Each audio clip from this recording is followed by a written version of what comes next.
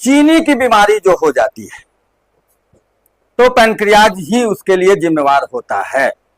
और ये भी लोग जानते हैं, आज के समय में इतना उसका प्रचारित कर दिया गया है कि एक बार चीनी की बीमारी हो गई, डायबिटीज अगर हो गया तो फिर जीवन भर दवा खानी पड़ती है।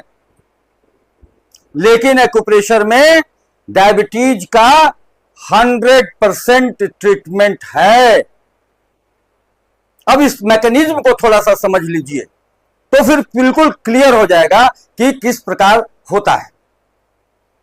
हमारे शरीर में पिट्यूटरी ग्लैंड का भी मैं जिक्र कर रहा था, इसीलिए याद मैंने आपको दिलाया पिट्यूटरी ग्लैंड के बारे में एक्स्ट्रा ढंग से।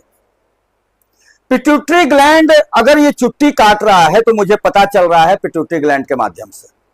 यहां से न्यूरॉन्स जो है सेंसरी नर्व के माध्यम से जाकर इंफॉर्मेशन दे रहे हैं पिट्यूटरी ग्लैंड को, तो हम लोगों को पता चलता है। और ये सेकंड के 10,000वें हिस्से में होता है, इसलिए ये गैपिंग नहीं समझ में आता है हम लोग को। बहुत तेजी से न्यूरॉन्स जाकर के इंफॉर्मेशन देते हैं। उसी प्रकार पिट्यूटरी ग्लैंड डिफरेंट तरह के हार्मोन सप्लाई करते हैं, इंस्ट्रक्शन देता है। जैसे आपने कभी सोचा है कि 10 रसगुल्ला आप खाए हैं किसी दिन तो कोई परेशानी नहीं होती है, किसी दिन उपवास है तो भी कोई परेशानी नहीं होती है।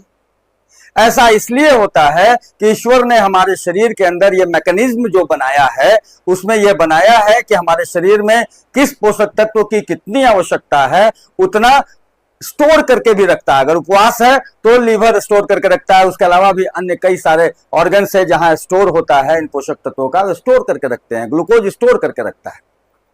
आप यह भी जानते हैं कि एनर्जी के लिए एक ही मात्र चीज है और वह है ग्लूकोज।